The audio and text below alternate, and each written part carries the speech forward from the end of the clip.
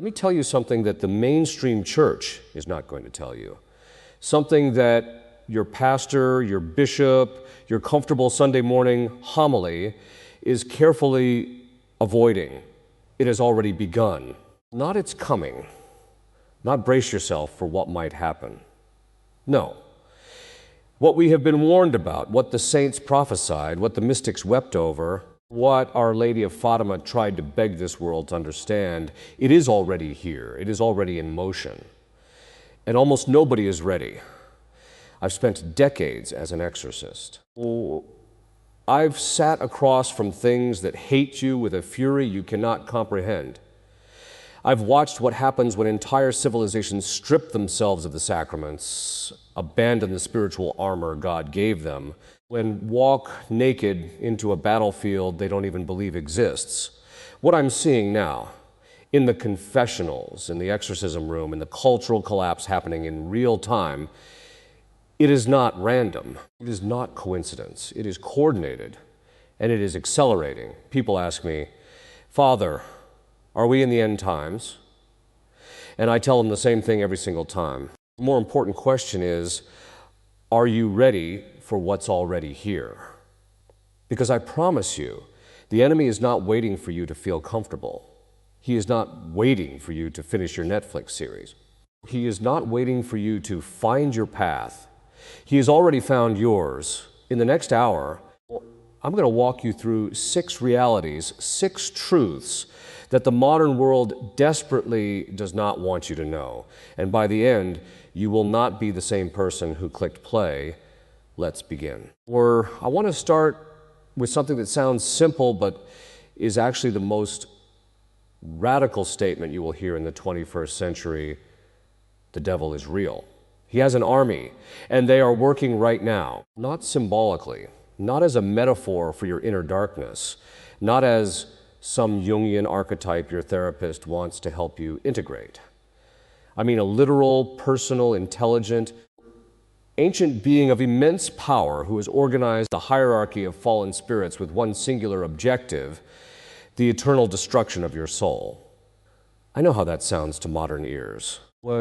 I know that in a world that has decided science explains everything and religion explains nothing, walking into a room and saying the devil is real and he's after you sounds like medieval superstition. Good. Let it sound that way. Because the greatest deception he ever pulled on the modern world was convincing them he doesn't exist. Let me tell you what I have seen with my own eyes. In 30-plus years of priestly ministry, in hundreds of exorcism cases, I have encountered demonic intelligence that knew things it had no natural way of knowing. I have seen physical phenomena that violated the laws of physics.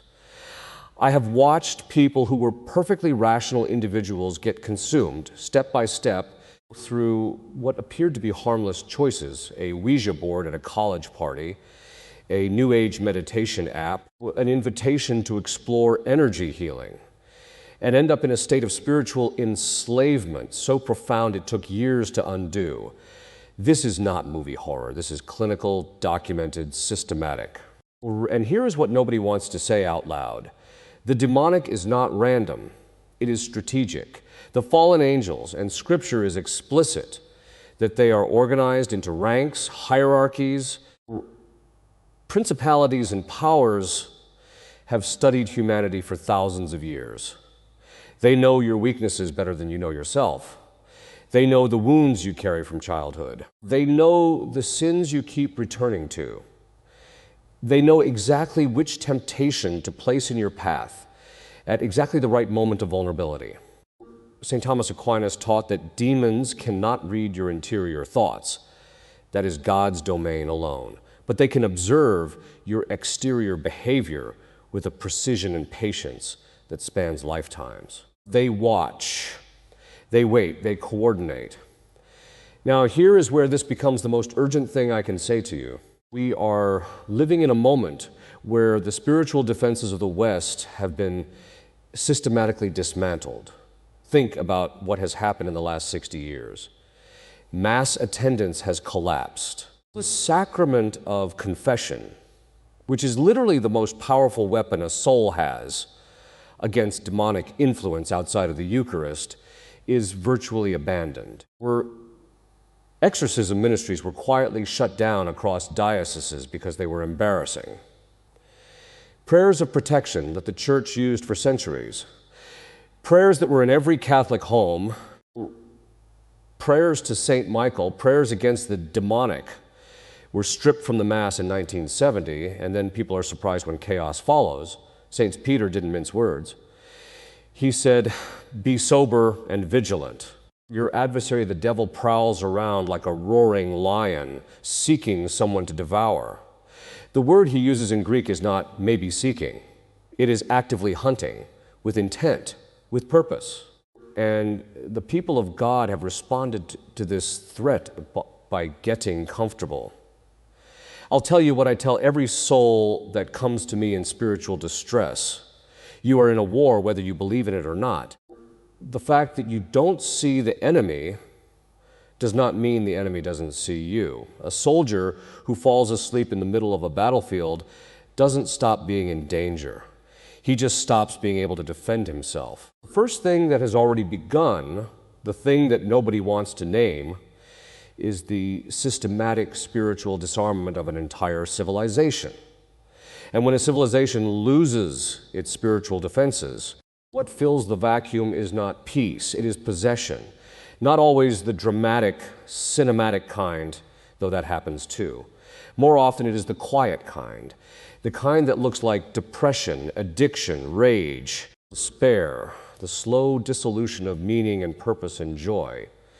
You want to know why anxiety disorders have exploded, why suicide rates among teenagers have tripled, why people who have everything material still feel an unbearable emptiness. Because the enemy is not held back by therapy. He is not impressed by your medication. He is not deterred by your self-care routine. He is stopped by one thing and one thing only: the grace of God received through prayer, the sacraments, and the protection of the Church. The spiritual war is not metaphorical. It is the most literal reality you will ever face, and it has already begun. The question is whether you are going to fight back. People love to talk about Fatima. They love the miracle of the sun. They love the beautiful images of the children. They collect the apparition books. They say the rosary on October 13th. They think they understand what happened in Portugal in 1917. They don't. Not really. Because if they truly understood what Our Lady communicated at Fatima, not just the pretty parts, but the full weight of the warning, they would not be living the way they are living right now. They would be on their knees. Let me strip away the sentimentality and tell you what Fatima was actually about. Our Lady appeared to 3 illiterate shepherd children and showed them a vision of hell. Not a theological concept, not a metaphor. A vision, interior, real, experienced, of the actual place of eternal damnation. Sister Lucia described it for the rest of her long life, and she never stopped trembling when she spoke of it. She said souls were falling into hell like snowflakes in a storm, countless, uncountable. And then Our Lady gave a warning tied to a specific geopolitical threat, the errors of Russia, that she said would spread throughout the entire world if her requests were not heeded. Errors, not Russia itself. The errors, the philosophical, ideological, spiritual errors that would emerge from that nation and infect every institution, every culture, every family on earth. What are those errors? Atheism, materialism, the belief that man is the measure of all things, the belief that God is an illusion invented by frightened peasants, the belief that the state or the market or science or whatever the current ideology is can fulfill what only God can fulfill. These errors did not stay in Russia. They went to the universities, they went to the seminaries, they went to the media, the entertainment industry, the psychology departments, the political philosophies that now govern Western nations. Our Lady asked for the consecration of Russia to her Immaculate Heart and for the first Saturday devotions. She promised that if these were done, Russia would be converted and an era of peace would be granted to the world. The popes delayed. The bishops resisted. The consecration was debated for decades. And in that window of delay, in that space of disobedience and institutional cowardice, the errors spread. Now here is what I want you to understand, and this is the part that makes people deeply uncomfortable. We are not past the Fatima warning. We are living inside it. The collapse of the family, the mass apostasy from the faith, the confusion about fundamental categories of reality, male and female, life and death, truth and lie. These are not random cultural developments. These are the fruits of a civilization that rejected the message of heaven and embraced the errors that were warned about more than 100 years ago. And I will tell you something else that modern Catholics do not want to hear. The fact that a consecration of Russia was eventually performed, and I have deep respect for the Holy Father, does not mean we have passed through the crisis. Consecrations have consequences that unfold over time. Conversion does not happen overnight. And the errors that were seated over a century do not disappear with a single act, however powerful. We are in the middle of the story. Not at the end, Our Lady of Fatima also spoke of a period of chastisement, not as divine cruelty, but as divine medicine. When a body is infected, fever is not the disease. Fever is the body's attempt to burn out what is killing it. Chastisements in history have functioned the same way, not to destroy, to purify. She specifically mentioned wars, famines, persecution of the church, and the martyrdom of the faithful. She described a Holy Father suffering greatly, surrounded by the bodies of martyrs, making his way through a ruined city to be killed at the foot of a cross. Does it sound like a comfortable, prosperous, business-as-usual church? Does that sound like a church that needs to be more welcoming and relevant and dialoguing with the world? No. It sounds like a church that has to decide once and for all whether she believes her own gospel. The Fatima warning was not given so that people could put a nice statue on their lawn and feel spiritual. It was given as a survival manual for the most catastrophic period in human history. And the catastrophe it warned about has already begun. Are you taking it seriously, or are you still waiting for things to get bad enough before you act? Sister Lucia of Fatima, the oldest of the three seers, who lived until 2005, used a phrase in the latter part of her life that should stop every Catholic cold. She called what she was witnessing in the church a diabolical disorientation. Not a crisis, not a reform gone wrong, not a pastoral misunderstanding. A diabolical disorientation. She was not a hysterical woman.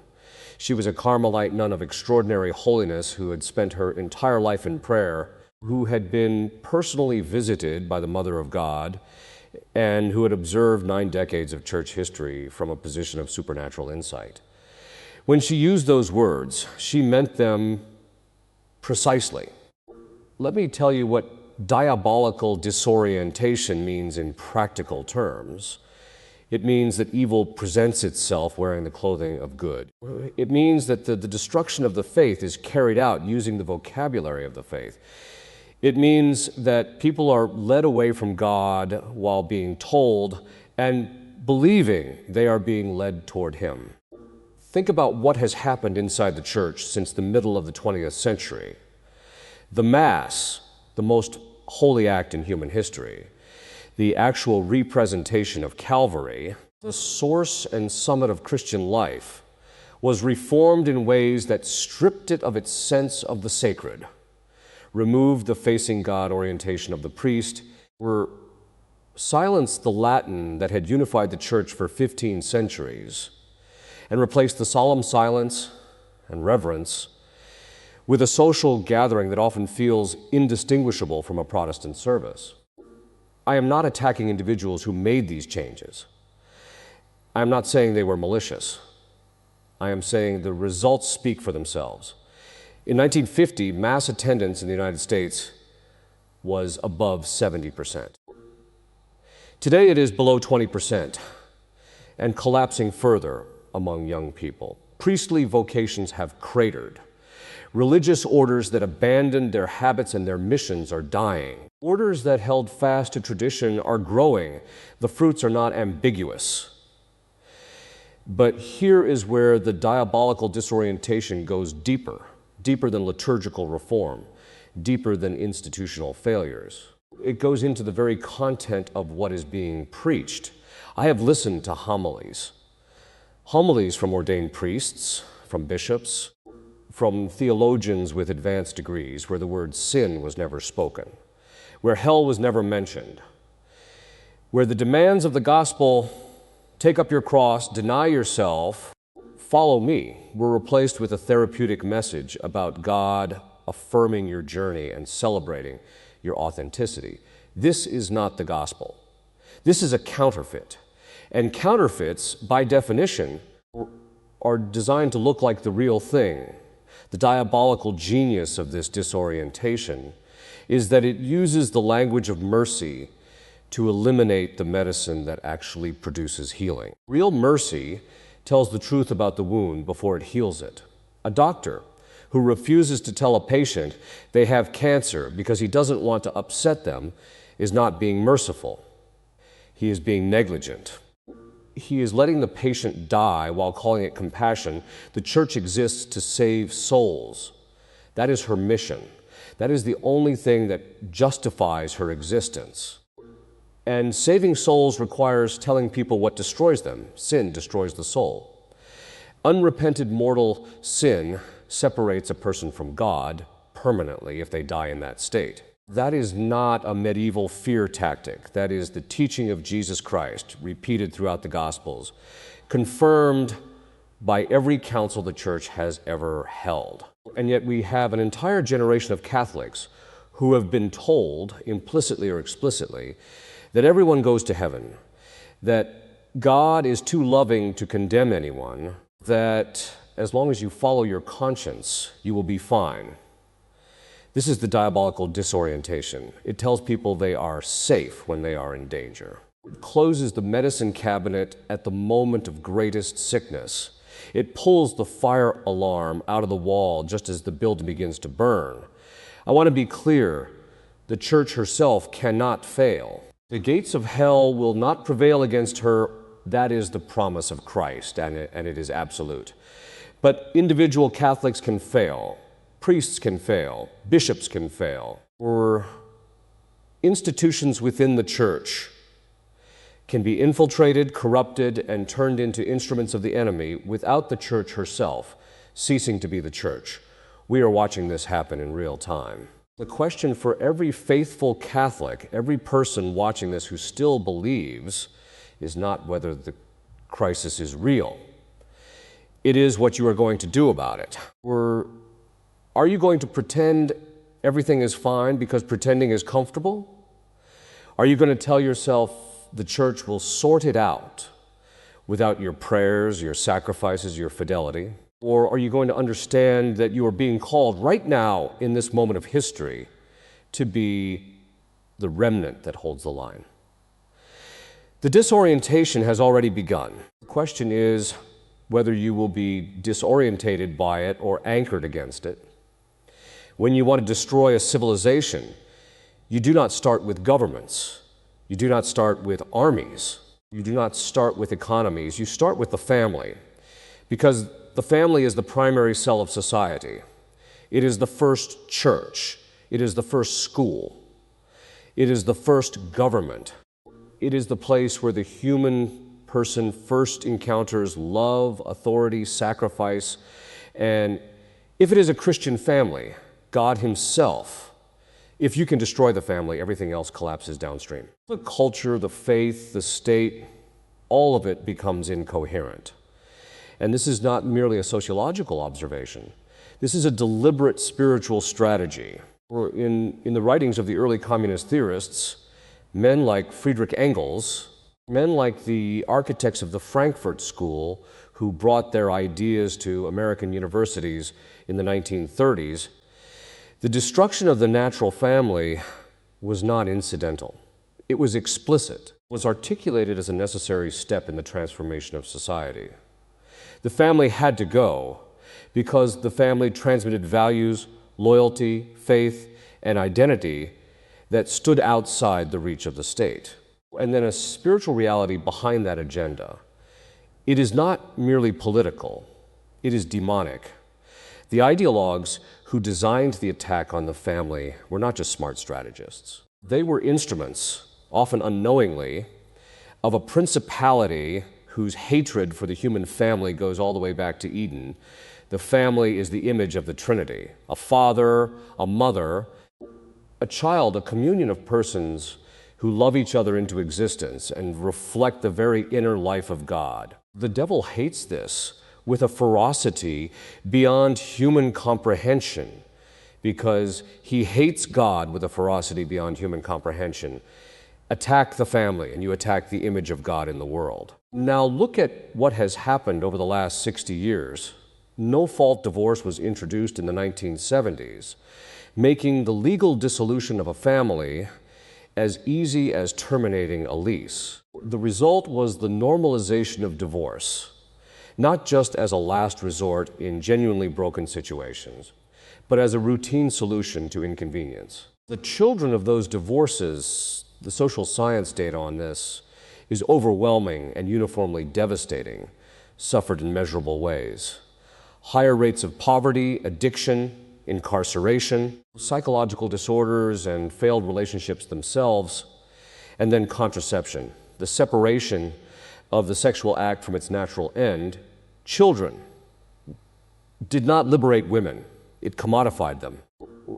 It told men that sexual access without responsibility was available. And it told women that their fertility was a problem to be managed rather than a gift to be celebrated. And once children became a choice, they became a burden. And once they became a burden, they became expendable.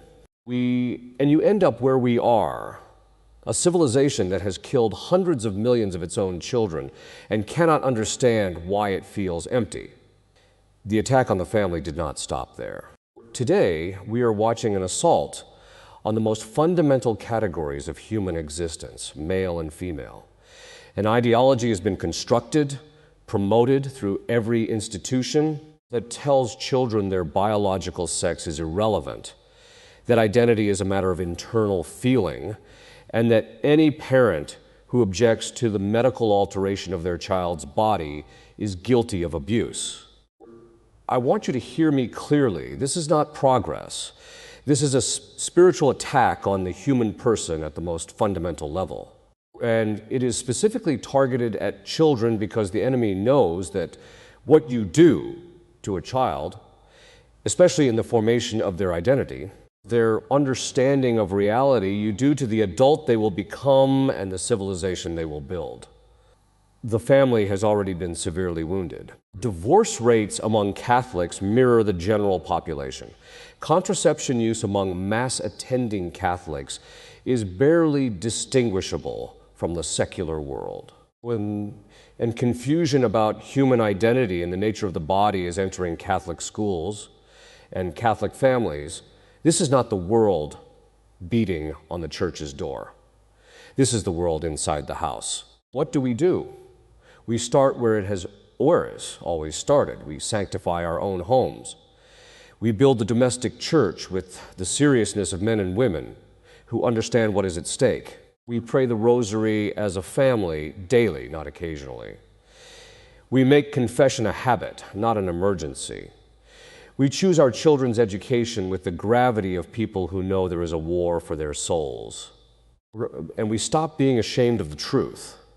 The family is not one option among many lifestyle choices. It is the foundation that God Himself designed.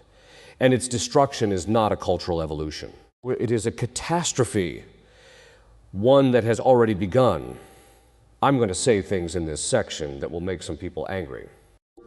I say them anyway because the alternative, comfortable silence while souls are lost, is not something I can live with. There are signs unfolding in the world right now that converge in ways that demand serious spiritual attention. When the reason almost nobody is naming them is because naming them requires a level of seriousness about eternity that our culture has completely lost. We live in a world that has decided that everything can be explained in purely natural terms: economics, psychology, neuroscience, political science.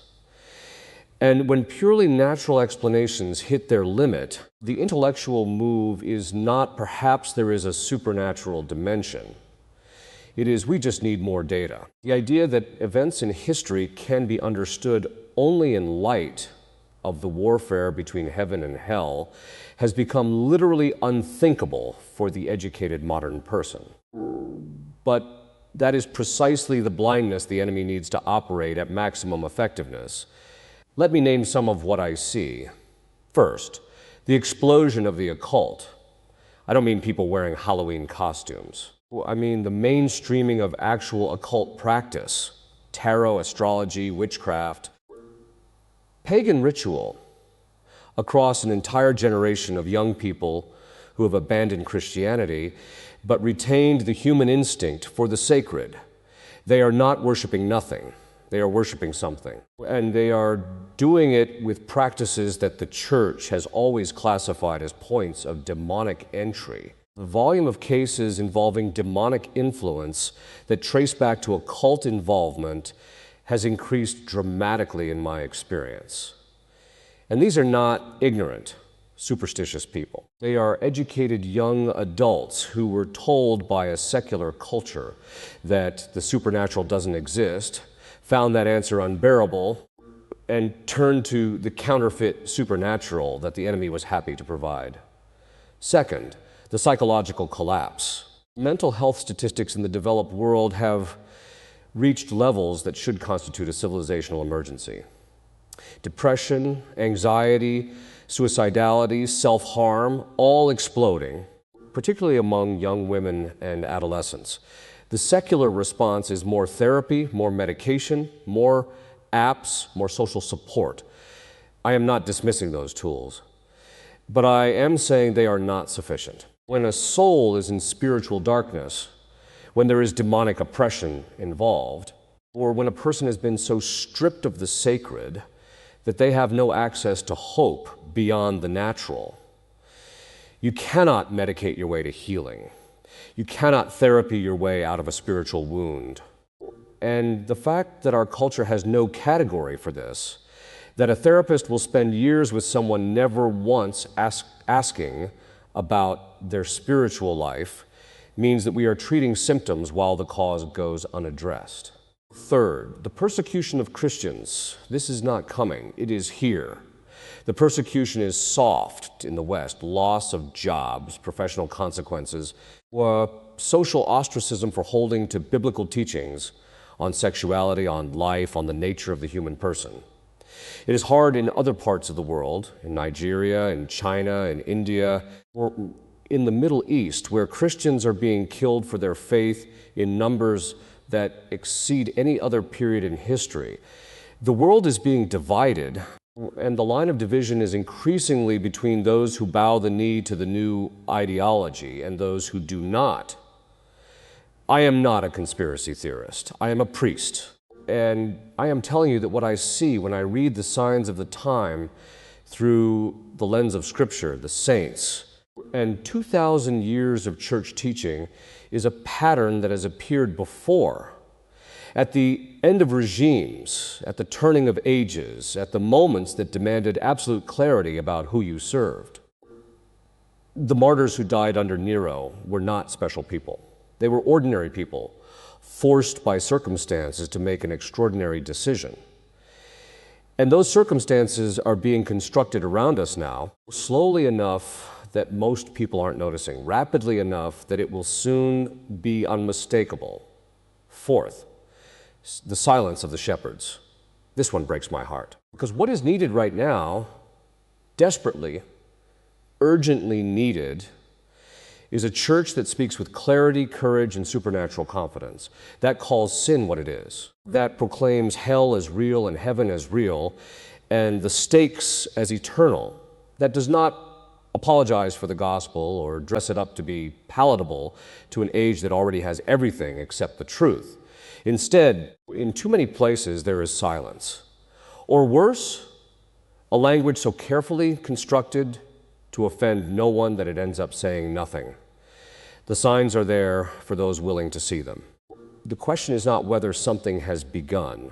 The question is whether God's people will wake up in time to respond. I want to end with something concrete, because I am not interested in making you afraid. Well, fear without direction is just paralysis. What I am asking you to consider with absolute seriousness is preparation. Spiritual preparation, the kind that can only be built while there is still time. Let me give you what I tell the souls who sit across from me. The first thing you must do is go to confession. Not eventually, now. If you have been living in serious sin, if there are mortal sins on your soul that have not been confessed, you are spiritually defenseless. You are walking into a battlefield without armor.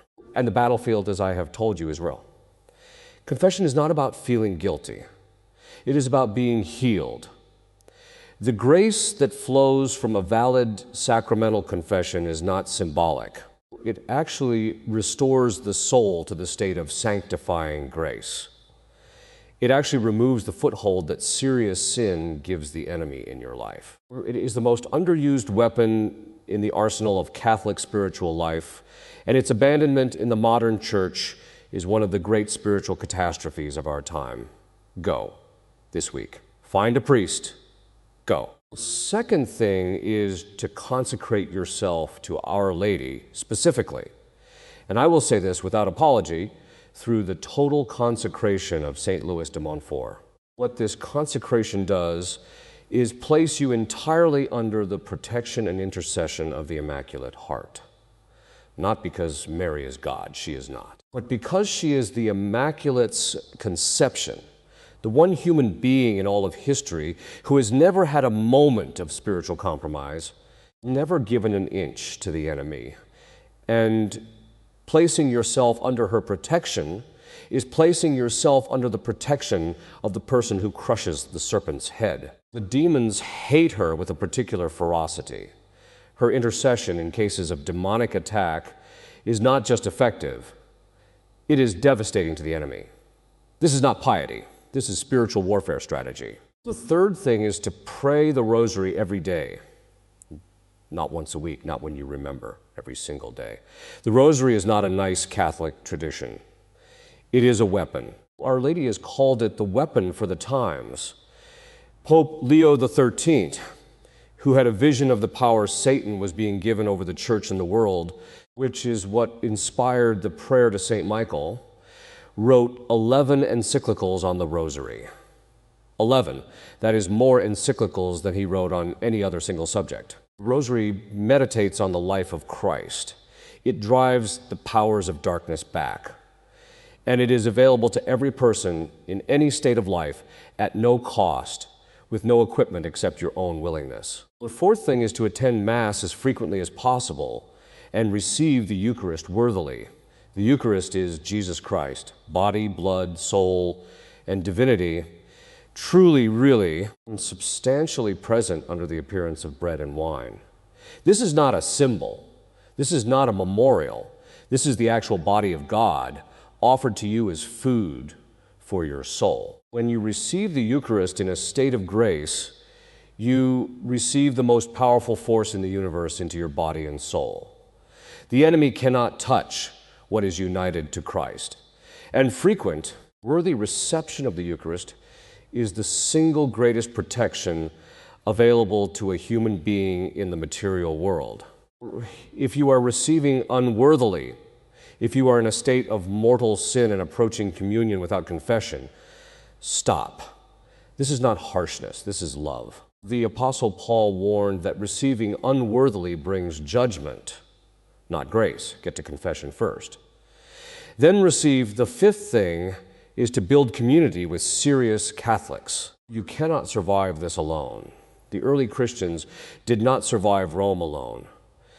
They built communities of mutual support, prayer, accountability, and faith. You need people around you who take the supernatural seriously, who will pray for you and with you, who will hold you accountable and you them find your people.